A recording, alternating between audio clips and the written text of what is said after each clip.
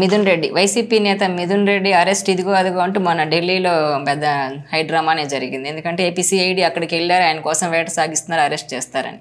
కానీ ఆయనకు సుప్రీంకోర్టులో ఇప్పుడు ఊరట లభించినట్టుగా తెలుస్తోంది. అసలు ఏం జరగబోతోంది ఈ కేసులో? మిథున్ రెడ్డికి ఎలాంటి చర్యలు తీసుకునే అవకాశం ఉందంటారు?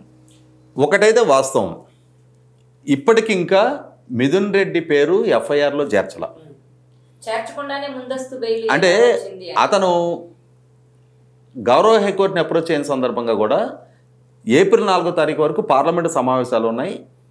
ఆల్రెడీ సత్యప్రసాద్ అనే అధికారి మేజిస్ట్రేట్ గారి ముందు ఇచ్చిన 164 స్టేట్మెంట్లో నా ప్రస్తావన తీసుకొచ్చినట్టుగా నాకు సమాచారం ఉంది.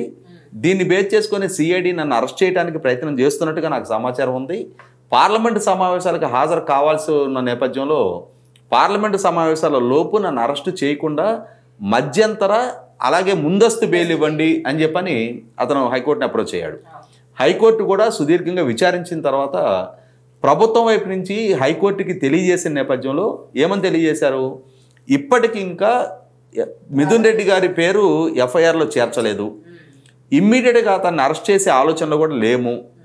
ఒకవేళ విచారణ సంస్థకి అవసరం అనుకున్నప్పుడు మేము నోటీసులు ఇచ్చి విచారణ చేసి అరెస్ట్ చేసే ప్రయత్నం చేస్తాం తప్ప ముందస్తుగా ఇప్పటికిప్పుడు మేము అరెస్ట్ చేసే ఆలోచన లేము. ఇంకా ఎఫ్ఐఆర్లో అతని పేరు కూడా చేర్చలేదు. ఇప్పుడు అతను కోర్టుని అప్రోచ్ అవడం అనేది ప్రీమెచ్యూర్డ్ పిటిషన్ ఇది అని చెప్పని ప్రభుత్వం వైపు నుంచి అడ్వకేట్ జనరల్ గారు గౌరవ హైకోర్టు దృష్టికి తీసుకొచ్చిన తర్వాత, ధర్మాసనం దృష్టికి తీసుకొచ్చిన తర్వాత ధర్మాసనం దాన్ని పరిగణలోకి తీసుకొని మిథున్ రెడ్డి పిటిషన్ డిస్మిస్ చేయడం జరిగింది. ఇప్పుడు ఇదే వర్షన్ తోటి ఇదే వాదంతో మిథున్ రెడ్డి సుప్రీంకోర్టుని అప్రోచ్ అయ్యాడు. అయితే ఇక్కడ గౌరవ సుప్రీంకోర్టు కూడా రాష్ట్ర ప్రభుత్వ వర్షన్ వినాలి, వర్షన్ విన్న తర్వాత రాష్ట్ర ప్రభుత్వం కేసు నమోదు చేసి మిథున్ రెడ్డిని అరెస్టు చేయాలి అనుకుంటున్నట్టు అతని ప్రమేయాన్ని నిర్ధారణ చేసుకొని అతన్ని మేము విచారించి తీరాలి అని చెప్పని సుప్రీంకోర్టు దృష్టికి తీసుకురావాల్సిన అవసరం కూడా రాష్ట్ర ప్రభుత్వం మీద ఉంది. తాత్కాలికంగా అంటే ఈ పిటిషన్ తేలే వరకు అతనికి ముందస్తు బెయిల్ ఇచ్చారు, కానీ ఇది శాశ్వతంగా అతనికి దక్కిన బెయిల్ కాదు.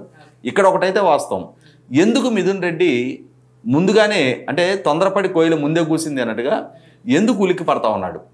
అతను చెప్తున్న ప్రకారం, జగన్మోహన్ రెడ్డి గారు చెప్తున్న ప్రకారం అతనికి రాష్ట్ర ప్రభుత్వ డే టు డే అఫైర్స్తో సంబంధం లేదు, అతను లోక్సభ సభ్యుడిగా ఉన్నాడు, అతని కార్యకలాపాలన్నీ ఢిల్లీ పార్లమెంట్కి మాత్రమే పరిమితం, రాష్ట్ర ప్రభుత్వ పాలనతో సంబంధం లేదు అని చెప్పని అతను చెప్తున్నది. దాన్నే జగన్మోహన్ రెడ్డి గారు కూడా ఎండార్ చేస్తున్న నేపథ్యంలో మరి ఎందుకు మిథున్ రెడ్డి ఉలిక్కి పడుతున్నాడు? ఇక్కడ గమనించుకోవాల్సింది ఏంటి అంటే, ఇదే మిథున్ రెడ్డి గారి తండ్రి పెద్దిరెడ్డి రామచంద్రారెడ్డి గారు ప్రభుత్వంలో సీనియర్ మంత్రి. ఆ విషయాన్ని ఎక్కడ మిథున్ రెడ్డి ప్రస్తావించడంలా, అదే మిథున్ రెడ్డి గారి కుటుంబ సభ్యులు కూడా డిస్టిలరీస్ ఓనర్లుగా ఉండి బ్రోరేజెస్ కార్పొరేషన్కి సప్లైదారులుగా ఉన్నారు. ఆ విషయాన్ని కూడా ఎక్కడ ప్రస్తావించడంలా.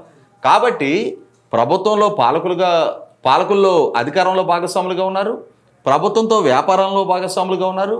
అటువంటప్పుడు ఈ యాక్టివిటీస్ తోటి మాకు సంబంధం లేదు అని చెప్పని కోర్టుల్ని తప్పుదో పట్టించే ప్రయత్నం చేస్తున్నారు. 100కి 100 పాళ్ళు మీ ప్రమేయం ఉందా లేదనేది విచారణ చేసిన తర్వాత, మీరు విచారణకి హాజరైన తర్వాత మీ నిర్దోషిత్వాన్ని నిరూపించుకునే ఆస్కారం అవకాశం మీకు ఉన్నప్పుడు మీరు వాళ్ళ విచారణ నుంచి తప్పించుకునే ప్రయత్నం చేస్తూ ఉన్నారు. అంటే ఇక్కడ న్యాయస్థానం ఏమి ఫర్ ఎవర్ మీకు షెల్టర్ ఇచ్చినట్టుగా కాదు, మీకు ఆ రక్షణ కూడా దొరికినట్టుగా కాదు. ఖచ్చితంగా ప్రభుత్వం వైపు నుంచి న్యాయస్థానం దృష్టికి అన్ని అంశాలు తీసుకురావడం జరుగుద్ది.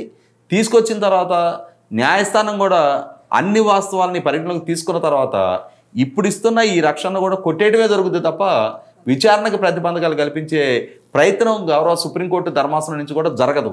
ఎందుకంటే ఇవాళ అధికారాన్ని అడ్డం పెట్టుకొని చాలా షార్ట్ స్పాన్లో వేలాది కోట్ల రూపాయల అక్రమాలకి పాల్పడ్డ ఆరోపణ ప్రభుత్వం వైపు నుంచి స్పెసిఫిక్ ఎలిగేషన్స్ తోటి విచారణ చేసి వాస్తవాన్ని నిగ్గుదేలుస్తూ ఉన్నప్పుడు అటువంటి విచారణకి ప్రతిబంధకాలు కల్పించే ప్రయత్నం ధర్మాసనం వైపు నుంచి కూడా జరగదు.